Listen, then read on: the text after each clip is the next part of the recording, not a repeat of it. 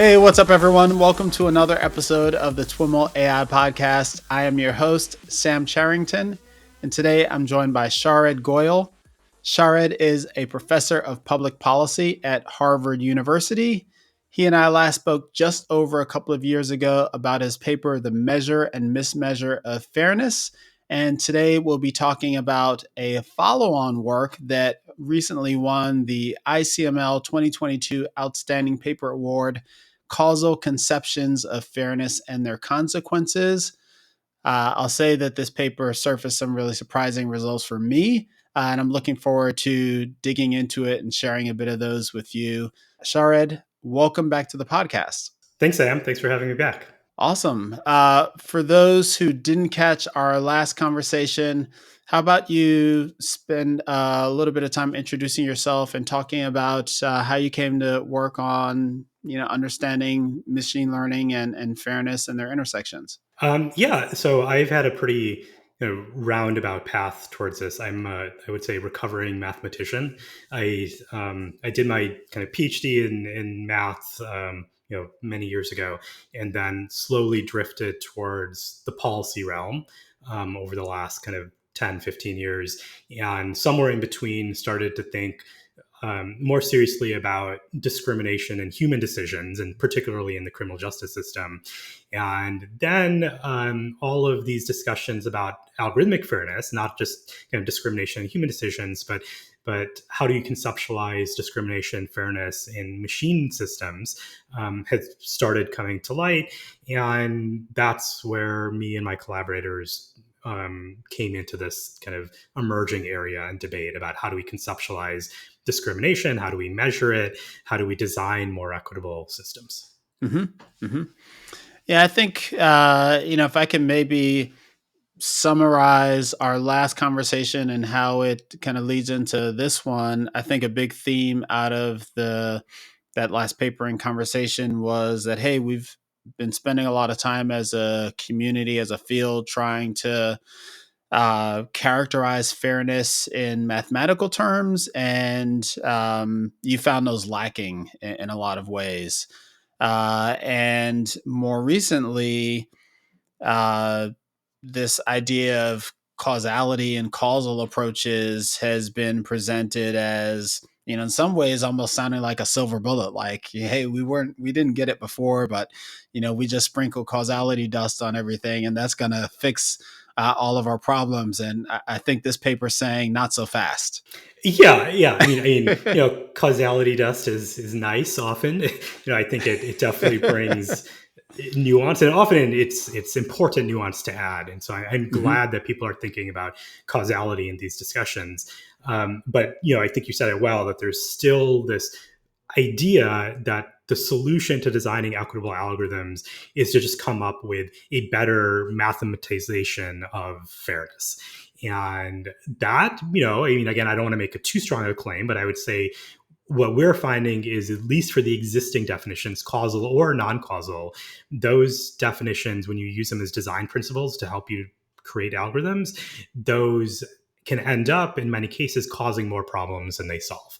And so I don't think this closes the door on that approach, but it definitely should give people pause on pursuing this formalization of fairness. Mm-hmm. And it sounds like in embarking on this endeavor, a big part of the challenge you ran into is just understanding what it means to apply causality to this idea of fairness in machine learning, or algorithmic fairness broadly. Yeah, you're exactly right. This kind of subfield has been progressing at a breakneck pace.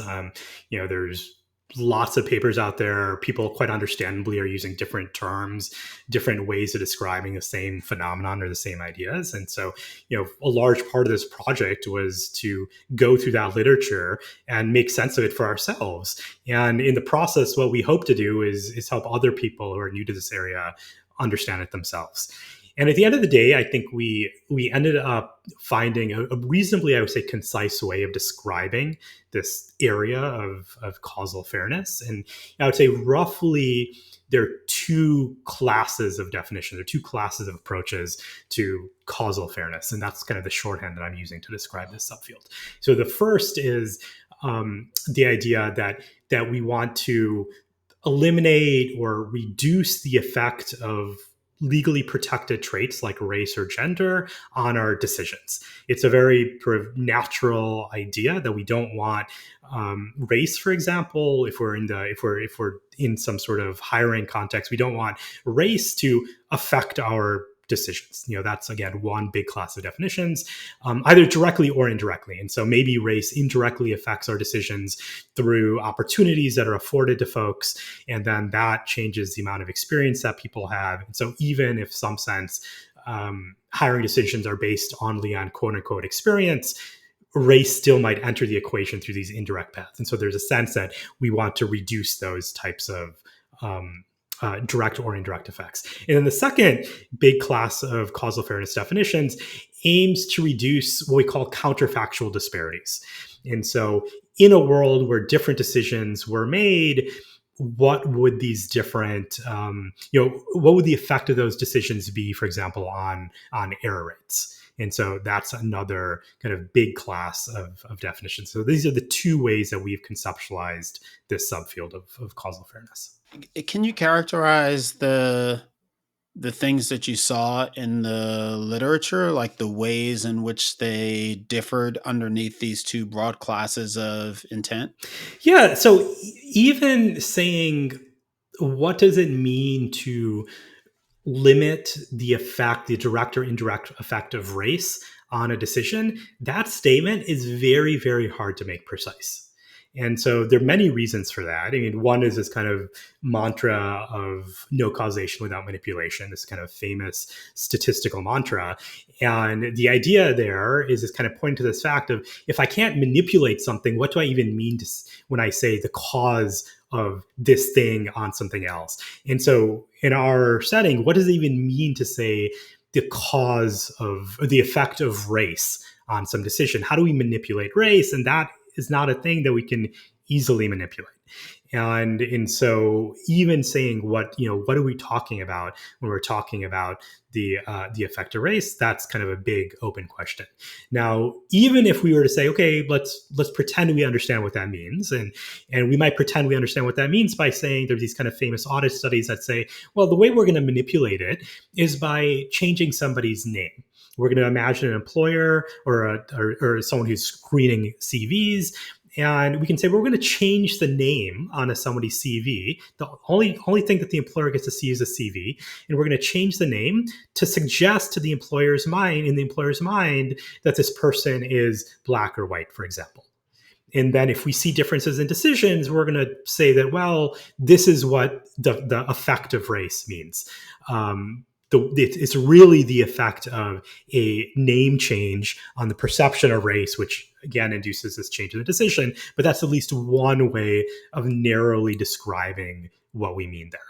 Okay, so there are ways that we can understand what is the effect of race, at least if we kind of suspend a little bit of disbelief and kind of go down this sort of accept these proxies. So there's that. But now, what do we mean when we say let's limit the indirect effect of race through certain paths? So now this is an even more nuanced idea of, what exactly does it mean to say, well, a race could have affected where, what opportunities you had in high school, which affected what, colleges you went to, which affected which test scores you got, which affected all this other stuff. And so now we might want to say, well, we don't want race to affect decisions through some of these pathways, but we are going to allow race to affect decisions through other pathways. So, for example, we might allow, again, let's go back to this hypothetical of college admissions. We might say, well, we're going to allow for affirmative action. So we're going to allow race to directly be taken into account by admissions officers when deciding whom to admit. But we're not going to allow race to affect decisions through these quote unquote unfair pathways. And now we have to define exactly what those unfair pathways are. For example, reduced opportunity to resources, which means, potentially lower test scores, or, whatever those other potential pathways are that we want to block. And so that was a lot for us. We had to kind of, really unpack all of these formal ways of making those statements precise. And then in our paper, we try to convey those to people who don't want to kind of read through all of that literature, but want the 2-page summary of how you might do this. Are you saying that all of the definitions that are out there boil down to two definitions, or are there two broad classes of ways that people are defining or treating the topic? Yeah, so I would say they're really two broad classes. There are many, there are dozens of kind of sub definitions in each of these categories. But at the end of the day, I think the kind of statistical structural properties really depends on which of these two classes you're talking about. But I would say there really are. If you were to enumerate them, you would get to dozens pretty quickly. And a part of what you are doing is presenting mathematical formulations for these definitions. Are these formulations that were generally present in the literature that you were reviewing, or were they scenarios that were proposed less rigorously, and you're trying to bring some of that rigor to them? I would say a little bit of both. I would say maybe 80% they were already out there in various, using various notation and kind of various setups. And so we definitely tried to consolidate these, put them on a common footing, and then present them all coherently. And in the process, I would say we did clarify some of these definitions and hopefully make them a little bit more rigorous. But I'd say by and large, that part of the paper was bringing in these ideas that other people had put out there. And so, these could be extended in various ways, but we were really trying to represent what other people had already said rather than introduce our new conceptualizations of these ideas. Got it. And were there particularly notable areas where you kind of added to definitions or clarified or extended the definitions?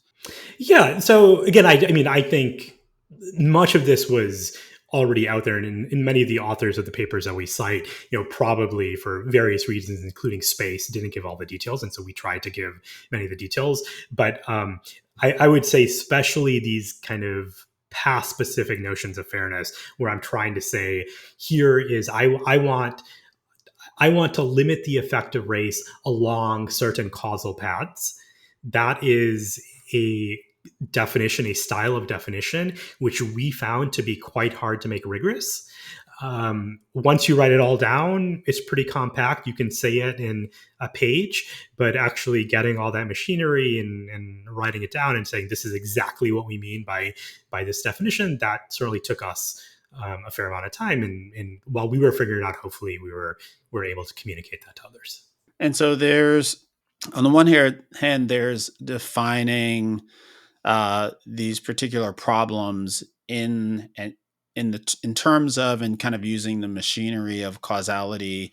There's also defining policies that that act on those problems using the same causal machinery. Were you also looking to kind of clarify and define the policies, or are you promoting or discussing?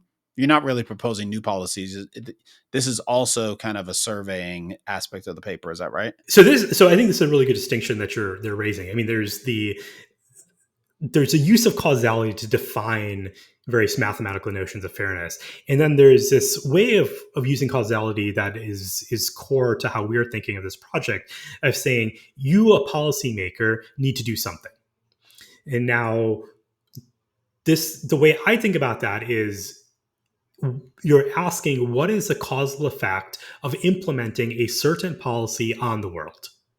And so again, using this kind of idea of admissions, college admissions, we can say, if I were to admit students according to this policy, what would happen? What would the demographic composition of my class look like? What would the graduation rate look like? What would the world very broadly look like? And that, I would say, is sorry, go ahead. Is there a notion of a causal policy, or is it rather a causal approach to analyzing the impacts of a policy? Yeah, I would say the latter. And so I would say here it's, what is the causal effect of implementing a policy?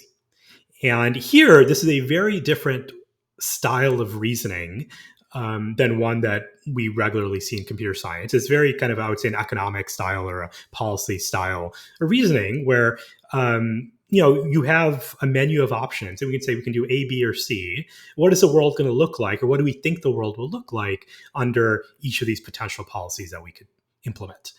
And that's very different from, I would say, the style of causality or the use of causality in creating these algorithmic definitions of fairness. And you mentioned this distinction between the way causality is treated in economic and statistical contexts and kind of computer science and algorithmic contexts.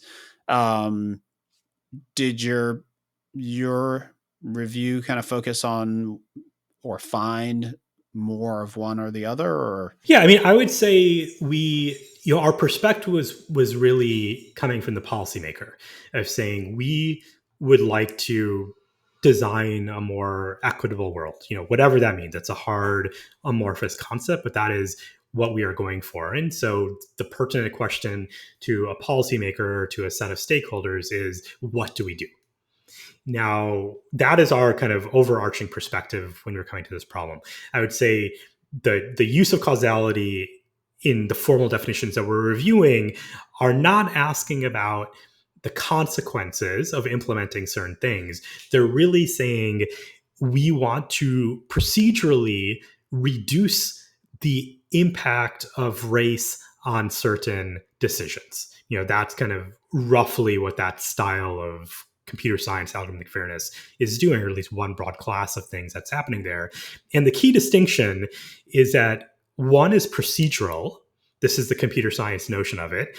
If you want to be philosophical about this, sometimes it's called a deontological perspective of saying these are rules. There are certain things that we think of as being good or bad. And we might say that it is bad to allow race to affect decisions through certain pathways. And then there's this alternative consequentialist perspective of saying the procedure is really only important to the extent that it brings about good outcomes. And that's where we were really coming from. And we're saying we want to create this, we care about certain outcomes being equitable.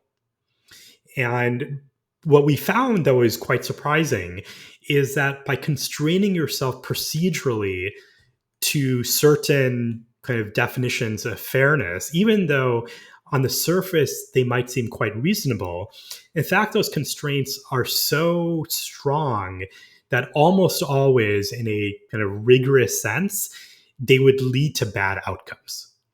And so there's this stark tension between process fairness and outcome fairness.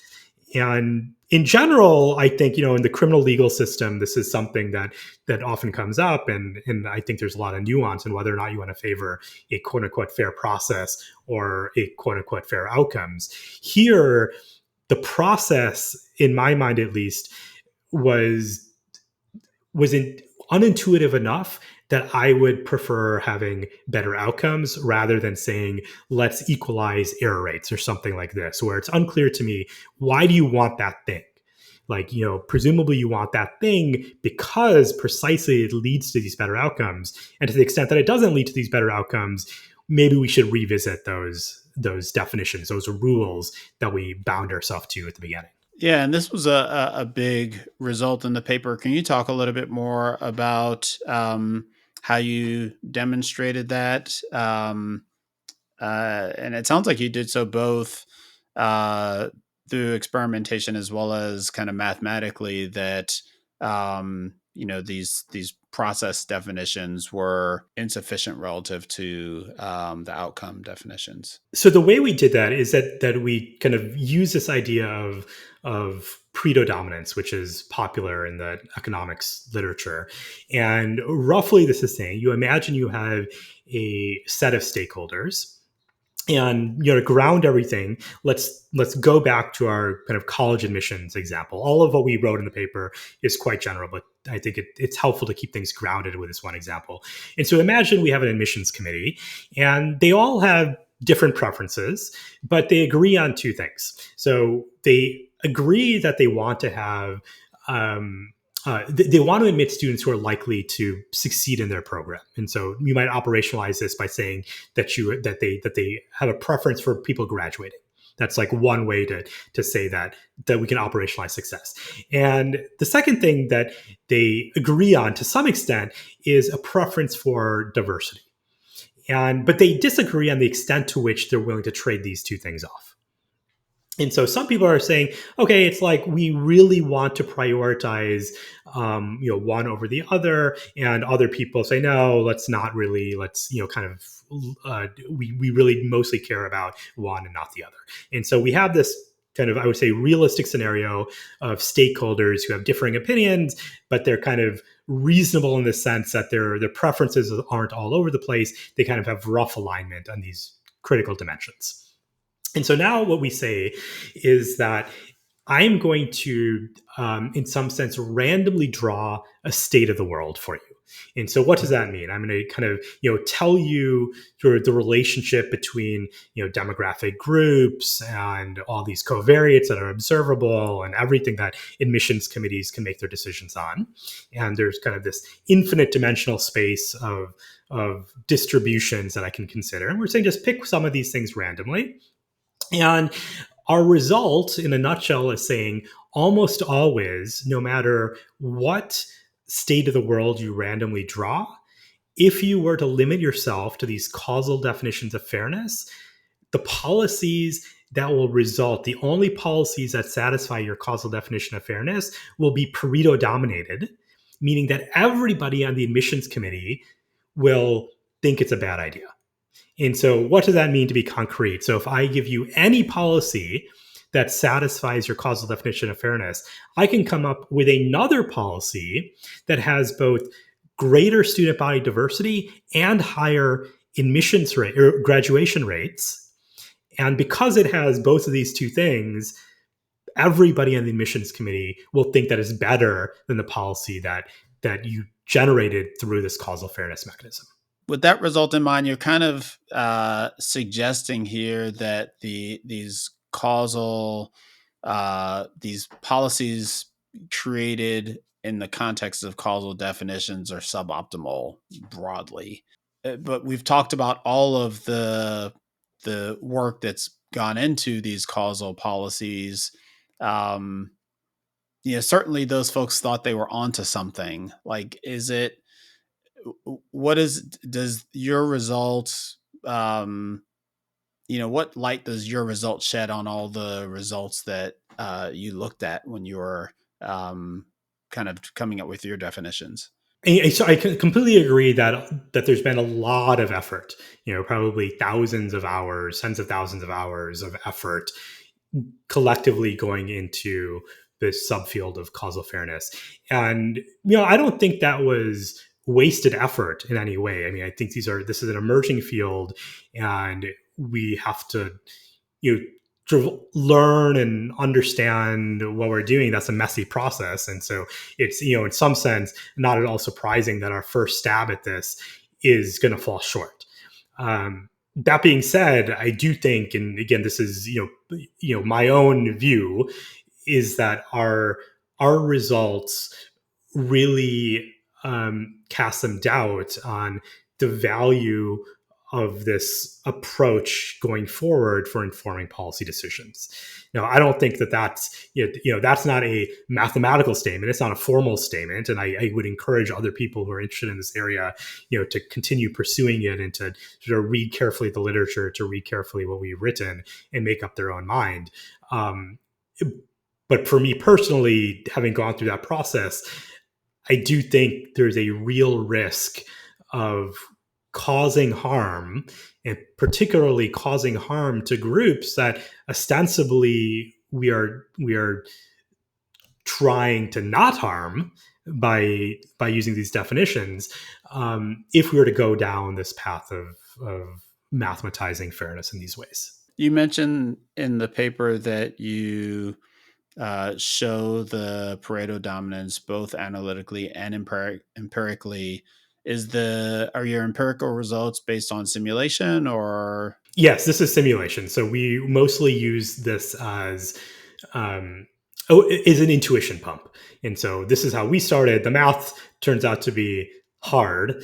And so this is the way that we started building intuition for the problem is let's simulate things. And we hope that that approach is also uh, illuminating to other people who are coming to this field. Mm-hmm. Can you talk a little bit more about how you built out the simulations? Yeah, and so we did it. It's pretty straightforward. We basically formalized the setting that we've been talking about college admissions, and it very much mirrors our discussion. So we just imagine there's some population of people. We imagine that there are various things that admissions committees consider, for example, test scores or GPA and race, and we imagine some relationship between these things. And then once we write this thing down, and again, I don't even pretend that this is realistic in a literal sense, but I think it captures some of the structure of these problems in the real world. But once we write it down, then we can just kind of draw outcomes from this generative model. We can say, given that you observe these outcomes and you implement this policy that is derived through these causal fairness definitions, what would you get? How would that compare to things that you could do alternatively? And like I said, if you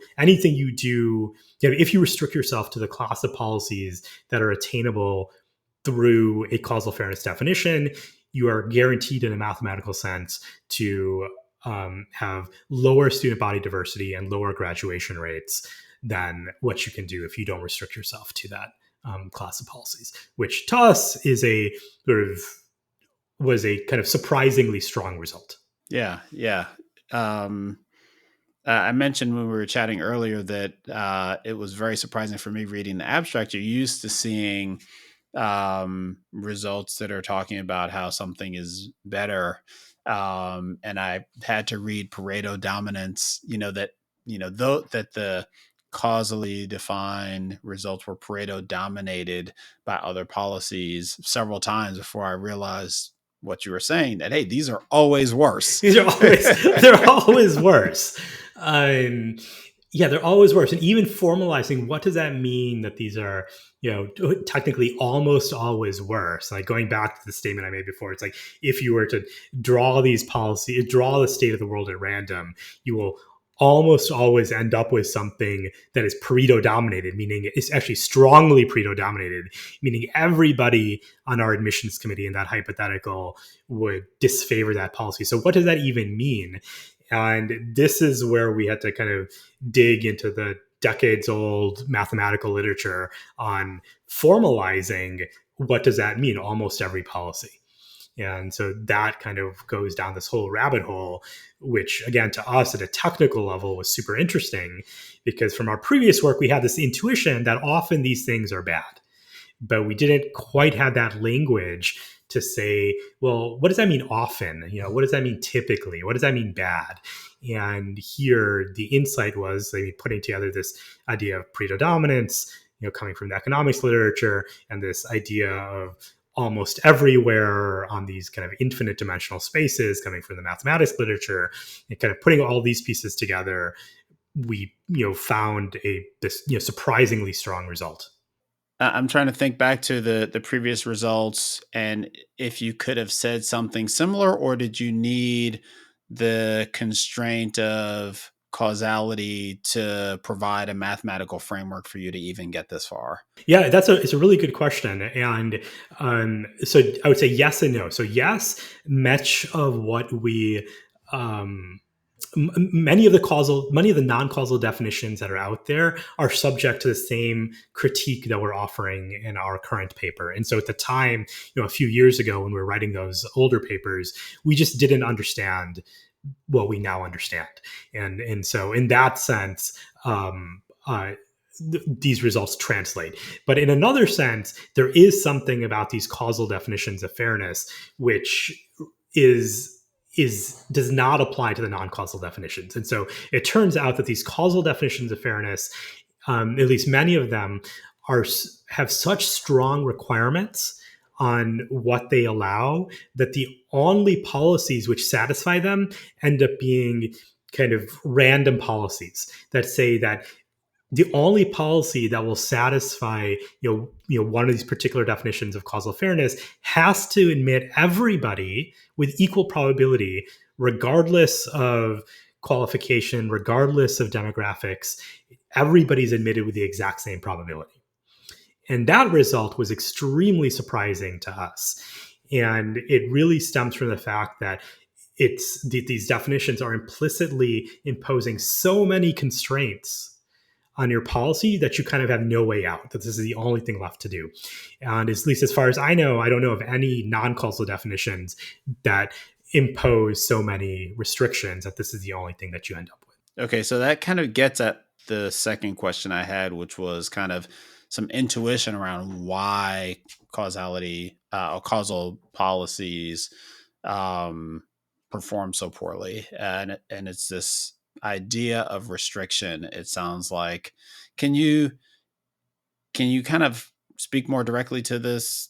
Yeah, that's exactly right. That's exactly right. That this is really about constraints.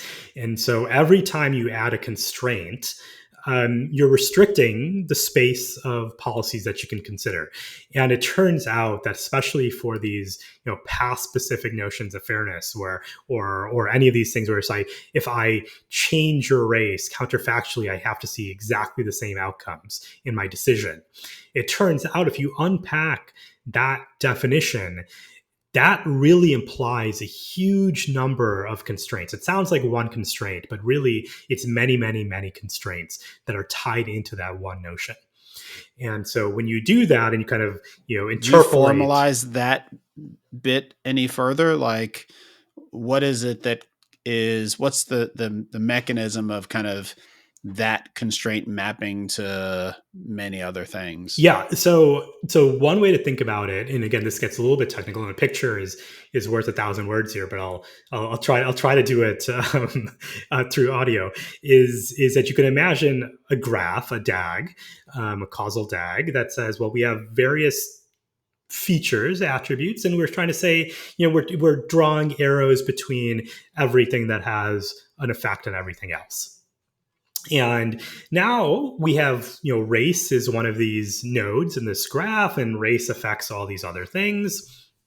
And now if you think about all these kind of paths that race can go through to affect your decisions, if you kind of look at that graph, it turns out that this definition is saying that your decisions can only depend on things that are not downstream of race. But mostly when people write down these types of DAGs, everything is downstream of race. And so you say, well, it's like where you went to school, and then, your test scores because of where you went to school, and then all these other things like the neighborhood you live in, all of these things are somehow tied to race. At least this is how people conceptualize it in many of these papers. And once you write that down, that is implicitly constraining your policy in a way that leaves no other option, but you have to make decisions that don't depend on that race or anything downstream of race, which basically doesn't leave you with much. Is there a notion that makes sense of kind of rating or parameterizing, less parameterizing than rating or categorizing, I guess, these causal policies based on their degree of constraint? Yeah, it's so definitely this one that I've been describing right now, I would say it's the most extreme in that literally the only thing you can do is make decisions purely randomly, no differentiation. And so I would say that's the most extreme. There's more or less a unique policy that satisfies this causal definition of fairness. For everything else that we looked at, there's a little bit of wiggle room. But all of that wiggle room, all of those policies that are allowable are still Pareto dominated. And so they're still all, quote unquote bad in some sense, but they're, I would say, not as bad. They're not as, there's more than one choice. And you kind of touched on this earlier in saying that, this work isn't necessarily meant to say that there's no value in this research, but do you see, does this work point you in a direction? If you're interested in causal policies, do you see something in this work that says, well, maybe we should be looking here, or is it more, is it not really providing you that shining light, so to speak? No, I mean, I think there are at least a couple things that are important. I mean, first, just a high level, the introduction of causality into this conversation is an important one, I think, and it was too much about, I would say, pure prediction before without thinking about the effects of interventions. And so I think that that idea at a very high level is an important one. Now, the other thing that I think is, at least in some of this literature, but perhaps not highlighted to the extent that I would like it to be, is let's think about outcomes. And so there are these process-oriented views of fairness, and in some contexts, those might make a lot of sense. But I think it's important to understand what we're leaving on the table when we think in terms of pure process, as opposed to at least acknowledging the effects of policies generated by using these design principles that are being put out there. And at the end, I think reasonable people can disagree about whether or not one should focus on process or outcomes.